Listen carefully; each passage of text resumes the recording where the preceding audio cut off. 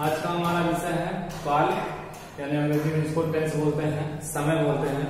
तो ये तो हर हिंदी व्याकरण के लिए हर कक्षा में बहुत उपयोगी है, खासतौर पे क्लास 10 वालों के लिए भी उपयोगी है, क्योंकि अगर वो ये जो है सब जो है टॉपिक नहीं पढ़ेंगे तो पद विचार कर ही नहीं पाएंगे, इसलिए सबको ये बहुत इम्पोर्टेंट, बहुत जरूरी है पढ़ना। तो काल का मतलब हुआ समय। तो इसकी परिभाषा है कि क्रिया के जिस रूप से उसके संपन्न होने का, उसके होने के समय का जब बोध हो तो वही काल कहलाता है। जैसे तो परिभाषा आप समझ गए। कहने का मतलब कोई भी कार्य जिस समय में संपन्न हो उसका जब हमको ज्ञान होता है कि हाँ ये काम इस समय में हुआ, कल हुआ था कि आज हो रहा है कि कल होगा, तो यही जो है निश्चित समय ही जो बताए उसको ही हम काल कहते हैं। तो ये भूतकाल, वर्तमान काल और भविष्य काल, तीन काल तो सब बताते हैं, बहुत आसान है, बहुत सामान्य सी बात है। लेकिन जैसे जैसे हम बड़े होते हैं तो जो है हमारा पाठ्यक्रम भी बड़ा हो जाता है, तो उसमें हम जो है विच्छेद करके और जो है तोड़ करके आगे बढ़ते हैं कि उन काल में भी कितना विभाजन हो सकता है। अगर भूतकाल है तो भूतकाल को कितने भागों में बांट सकते हैं, वर्तमान है तो वर्तमान को कितने भाग में हम पढ़ सकते हैं। तो वर्तमान, भूत, भविष्य ये तो बहुत सब बता देते हैं, लेकिन इसके आगे की जानकारी यहाँ पर हम आपको बता रहे हैं। तो काल के भेद, पहला काल है आपका भूतकाल, दूसरा है वर्तमान काल, तीसरा है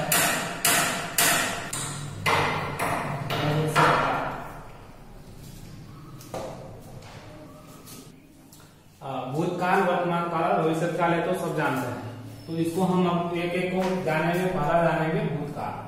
भूतकाल का मतलब बीते हुए समय में किसी कार्य का संपन्न होना ही जो है वो भूतकाल कहलाता है। तो इसके भी जो है कई रूप है, इसको हम देख रहे हैं। जैसे पहला है, मान लीजिए सामान्य भूत, दूसरा है आसन्न भूत। कहने का मतलब इसके जो है 6 रूप हैं। एक सामान्य भूत है, एक आसन्न भूत है, एक पूर्ण भूत है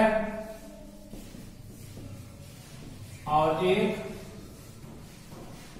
अपूर्ण भूत है, और पांचवा जो है संदिग्ध भूत, और छठा जो है हेतु, हेतुमद भूत।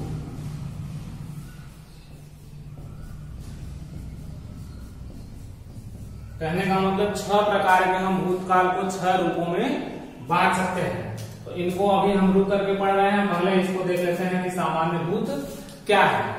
तो कहने का मतलब जो कार्य बीते हुए समय में हो उसको हम कहते हैं सामान्य भूतकाल। जैसे भारत में जीत गया, जैसे भारत मैच जीत गया, बीते हुए समय में पूरी तरह से संपन्न हो गया, इसको हम कह रहे हैं कि यह जो है सामान्य भूत है। आसन्न भूतकाल का मतलब जो कार्य अभी अभी समाप्त हो, कोई भी क्रिया जो है अभी अभी समाप्त हुई हो उसको हम कह रहे हैं आसन्न भूतकाल। जैसे गरिमा ने खाना खा लिया। और एक है पूर्ण भूत। तो पूर्ण भूत और सामान्य भूत जो है एक जैसे हैं। कहने का मतलब जैसे कोई चीज हो चुका, जैसे राम खा चुका,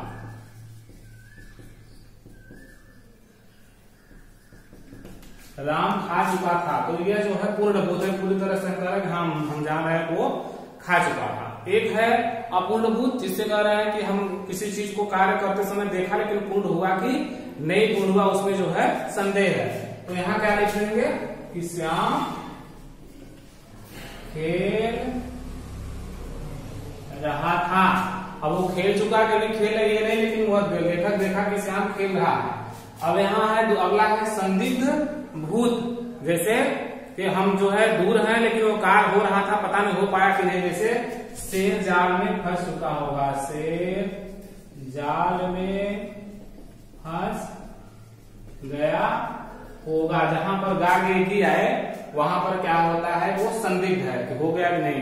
किसान फसल काट चुका होगा या वह आ रहा होगा, आया होगा, तो ये फंस गया मतलब संपन्न हुआ होगा, उसमें संदेह बना हुआ। एक है हेतुमत भूतकाल, जहां पर कारण और परिणाम एक साथ देखने को मिलते हैं वहां कहते हैं हेतुमत भूतकाल। जैसे अभी हम कहते हैं कि अगर हम दौड़ते तो गाड़ी मिल जाती, या यदि वह दौड़ता तो गाड़ी नहीं छूटती। इस प्रकार से जो है हम भूतकाल को 6 रूपों में दिखाए कि भूतकाल अगर है तो उसमें जो है उसको कितने भाग में हम उसको पढ़ सकते हैं। तो 6 रूप में हम इसको जान सकते हैं। अब हम इसके आगे आपको वर्तमान काल और भविष्य काल जो है बताने जा रहे हैं। अब इसके आगे हम आपको वर्तमान काल के बारे में बता रहे हैं कि वर्तमान काल जो है कितने भागों में हम इसको पढ़ सकते हैं।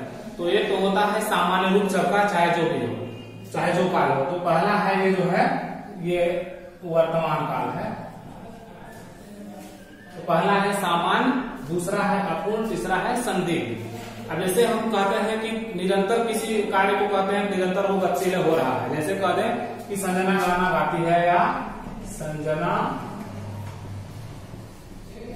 गाती है, तो कहने का मतलब इससे पता चलता है कि निरंतर कार्य जो है प्रेजेंट टाइम में वर्तमान समय में होता है हमेशा। संजना गाती है या दूध वाला आता है, अखबार वाला आता है, तो ये जो ता शब्द है, ता तीते जहां आए वहां समझ लीजिए कि ये सामान्य वर्तमान काल है। अगला है अपूर्ण वर्तमान काल, जहां पर कंटिन्यूअस कोई चीज हो रहा है वहां समझ लो कि यह जो है समझ लेना चाहिए कि अपूर्ण वर्तमान है, अभी जो है पूरी तरह से संपन्न नहीं हो पाया है, यह लगातार लगा हुआ है। जैसे अभी कहते हैं कि माली पौधा लगा रहा है, जैसे माली पौधे लगा रहा है ना, ग्वाला दूध निकाल रहा है या यश खाना खा रहा है, तो यहाँ पर रहा रही गया है, वहां पर अपूर्ण वर्तमान काल होता है। अब एक और हम कह रहे हैं संदिग्ध वर्तमान काल है, जैसे जिसको हम देख नहीं रहे लेकिन वो काम कर रहा है, हो रहा है। अभी हम कहते हैं कि यश पढ़ रहा होगा, है ना, यश पढ़ रहा होगा, या किसान फसल काट रहा होगा, है ना। तो ये जो है क्या है, संदिग्ध में। तो ये वर्तमान काल को 3 रूप में हम देते हैं। अब आपका भविष्य काल बचा हुआ है, इसको हम जो है बता रहे हैं। भविष्य काल को 3 और 4 रूपों में हम बात करें। जैसा हम आपको बताया कि सामान्य जो है हर जगह होता है, तो बीते हुए जो है आने वाले समय में जिस कार्य को संपन्न होने का ज्ञात हो कि आने वाले समय में कार्य होगा, वहां पर जो है भविष्य काल होता है। जैसे हम सामान्य में लिखते हैं कि हम मेला देखने जाएंगे, है ना, हम मेला देखने जाएंगे या हम बाजार जाएंगे या राम आएगा, तो ये सब क्या हो गया, सामान्य भविष्य काल कहा जाएगा। दूसरा है संभाव्य, जहां पर किसी वाक्य को या वाक्य में क्रिया को संपन्न होने की संभावना हो कि शायद वह पार्टी में आए, शायद वह